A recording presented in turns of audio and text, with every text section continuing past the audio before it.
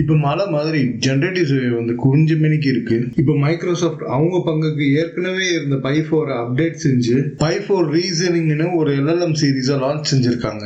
இதுதான் மைக்ரோசாஃப்டோட முதல் reasoning model. இப்ப பை4 ரீசனிங்ல 3 வேரியன்ட்ஸ் வந்திருக்கு. By reasoning, by reasoning plus, by mini ரீசனிங்னு. இப்ப இந்த மாடல்ஸ் பத்தி பார்ப்போம்.